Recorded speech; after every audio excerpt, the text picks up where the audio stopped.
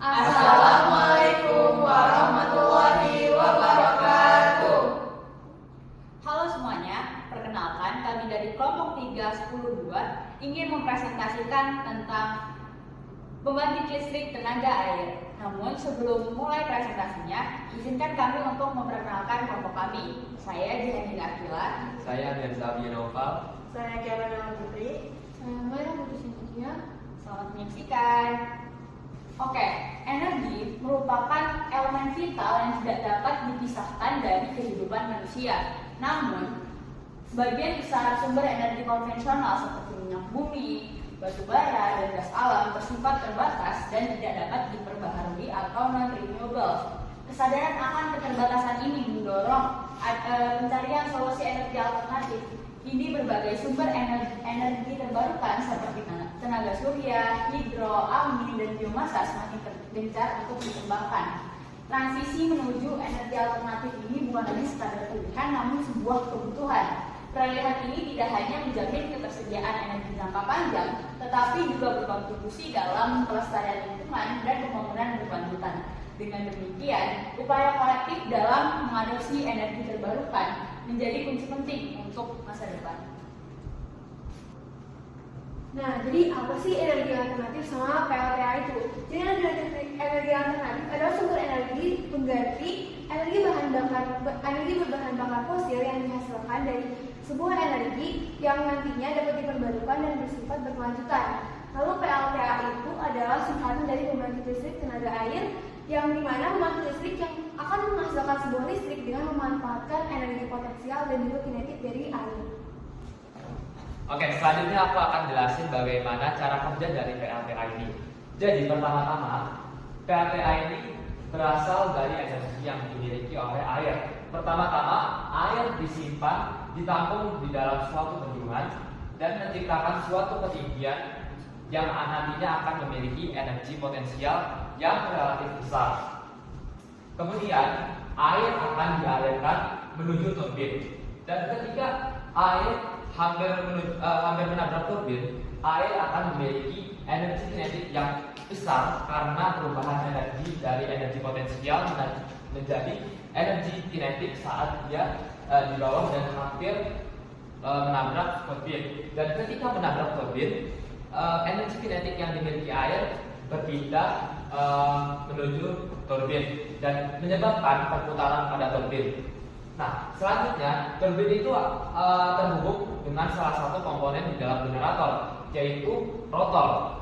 Nah, rotor ini adalah semacam bagian dari generator yang terbuat dari magnet. Nah, kemudian di generator ini terdapat juga stator. Nah, stator ini adalah semacam kumparan kawat yang bersifat statis yang nantinya ketika rotor ini berputar akan menghasilkan semacam medan magnet dan akan terus berubah-ubah karena putaran tersebut. Nah, karena perputaran tersebut sesuai dengan hukum Faraday, yaitu perubahan medan magnet akan menginduksikan listrik ke dalam sistem, sehingga dari sinilah generator dapat menghasilkan energi listrik. Nah, energi listrik yang dihasilkan akan ditransmisikan dan juga akan dinaikkan tegangannya, lalu akan disalurkan menuju jaringan transmisi seperti ke rumah, ke pabrik, dan juga tempat-tempat yang lainnya. Oke, selanjutnya aku bakal ngejelasin tentang manfaat energi alternatif. Nah, energi alternatif itu tuh membantu untuk mengurangi ketergantungan pada bahan bakar fosil. Dia juga membantu mengurangi emisi gas rumah kaca, sama dia juga mendukung keberlanjutan energi untuk masa depan.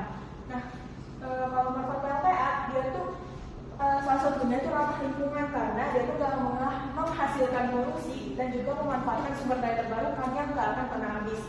PLTA juga mampu menyuplai listrik secara stabil, tapi dia juga memiliki biaya operasional yang rendah. Dia juga membantu memberikan manfaat tambahan seperti irigasi, pengendalian banjir, serta air bersih.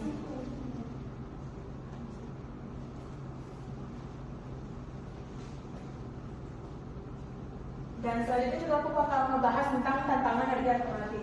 Nah, kalau tantangan energi alternatif itu meliputi biaya awal yang tinggi Terus dia juga bergantung dengan kondisi cuaca. Jadi kita nggak bakal mengetahui hasil pasnya itu dari mana, karena dia itu pasti bergantung dengan kondisi cuaca, kebutuhan teknologi khusus, serta potensi dampak terhadap lingkungan atau masyarakat sekitar.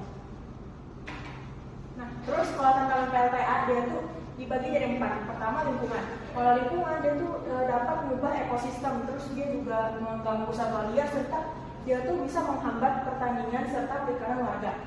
Kalau sosial sama ekonomi itu meliputi relokasi warga, hilangnya mata pencarian, dan ketimpangan manfaat. Yang ketiga itu adalah teknis. Kalau tentang teknis ini, dia tuh punya risiko bencana kayak gempa sama longsor itu dapat mengancam infrastrukturnya PLTA. Jadi kita perlu desain yang tangguh dan mitigasi risiko untuk menjaga keandalan listrik itu untuk ada. Yang terakhir itu ada iklim. Nah, perubahan iklim yang mengubah pola curah hujan dapat mengganggu ketersediaan air dan stabilitas pasokan listrik di PLTA. Lalu berikutnya untuk penerapan energi alternatif PLTA sendiri, jadi energi alternatif dalam sebuah PLTA dapat dimanfaatkan dalam kehidupan sehari-hari. Contohnya dalam untuk kebutuhan rumah tangga dan juga irigasi pertanian. Di mana untuk irigasi pertanian itu dapat membantu petani dalam melayani sawah dan meningkatkan hasil panen, serta dapat membantu sebuah warga dalam sebuah rumah tersebut untuk melakukan aktivitas sehari-hari. Jadi, di Kabupaten Benar Meriah itu merupakan wilayah dataran tinggi di Aceh yang dikenal dengan sektor pertaniannya. Daerah ini memiliki karakteristik geografis pegunungan yang nantang dengan infrastruktur yang masih terbatas. Pasokan listrik di wilayah ini umumnya berasal dari sistem interkoneksi Sumatera melalui jalur tegangan tinggi.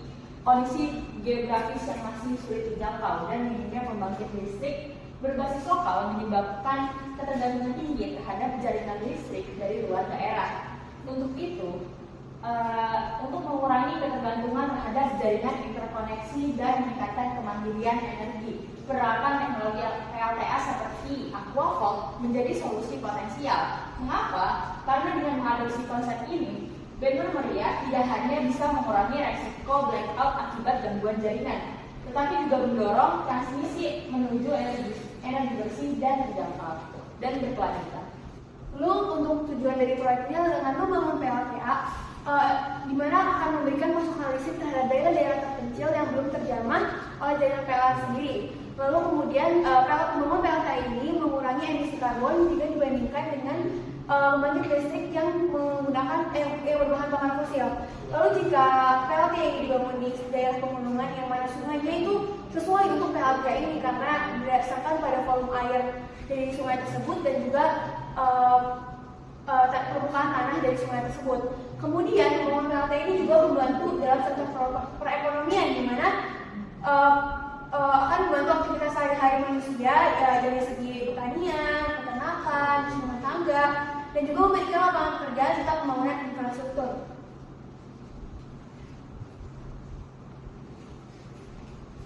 Dari studi kasus yang sudah kami jelaskan sebelumnya, kami menawarkan salah satu inovasi sistem PLTA yang bernama Aquavolt, yaitu PLTA yang dirancang khusus bagi wilayah pegunungan yang sering mengalami pemadaman listrik.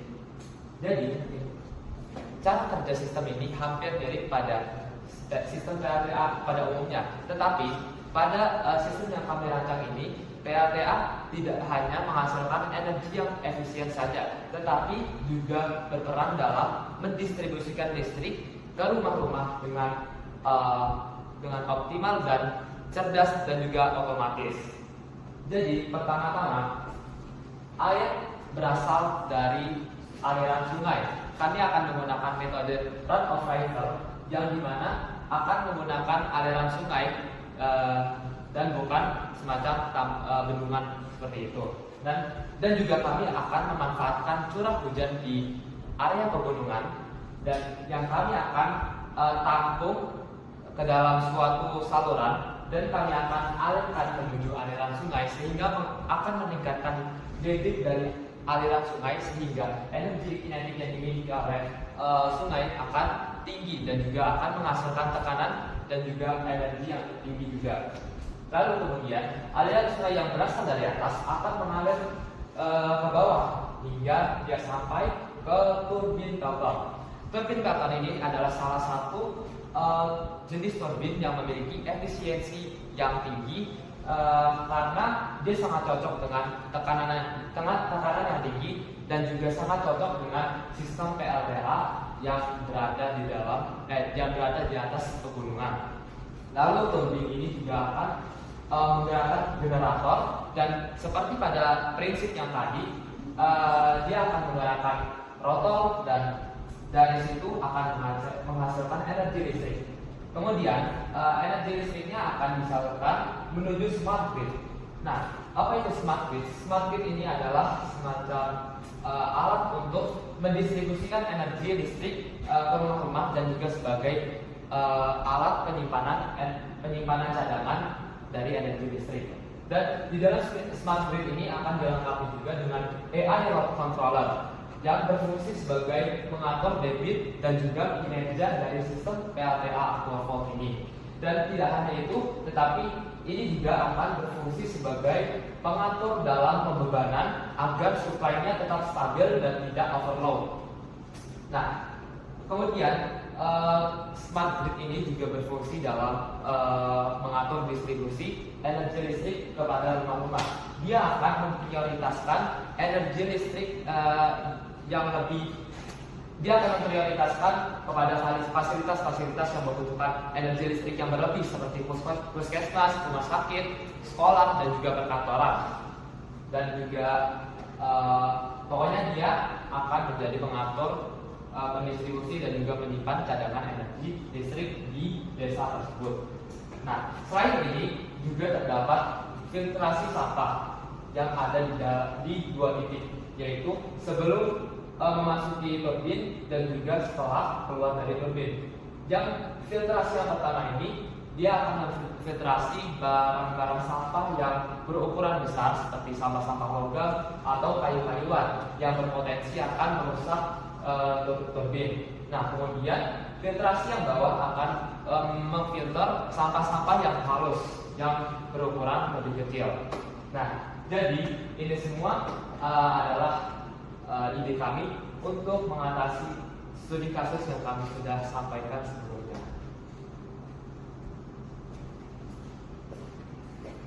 Untuk kesimpulan dari apa saja yang baru saja kami semua sampaikan adalah bahwasanya energi alternatif terutama pembangkit listrik tenaga air penting karena untuk mengatasi keterbatasan energi fosil dan juga masalah lingkungan, di mana PLTA ini menghasilkan listrik dari tenaga air yang menawarkan berbagai macam manfaat dari berbagai aspek. Namun dalam sebuah inovasi pastinya terdapat sebuah tantangan, di mana tantangan dalam inovasi kami kali ini adalah menghadapi tantangan biaya, ketergantungan alam, dan bagaimana sosial serta lainnya. Jika kita mengacu pada studi kasus yang sudah disampaikan awal jalan tadi, PLTA cerdas Aquafort berpotensi untuk meningkatkan kemandirian energi dan mendukung keberlanjutan. Dan pemanfaatan PLTA ini penting untuk kebutuhan listrik, irigasi, dan juga masa depan energi yang lebih baik. Oke semuanya, karena kita udah ngejelasin banyak banget ya di presentasi kita tadi, jadi ini sekarang waktunya untuk quiz time. Jadi pertanyaan yang pertama, sebutkan 3 sumber energi konvensional yang bersifat tidak dapat diperbarui. Lalu pertanyaan yang kedua, mengapa transisi menuju energi alternatif dianggap sebagai kebutuhan yang besar?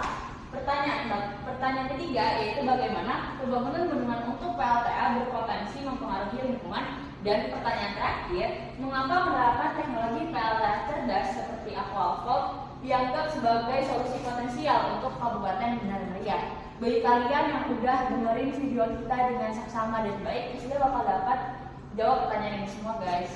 Oke, sekian presentasi dari kami. Semoga apa yang telah kami sampaikan dapat bermanfaat dan berguna untuk kalian semua. Billahi taufiq wal hidayah. Wassalamualaikum warahmatullahi wabarakatuh.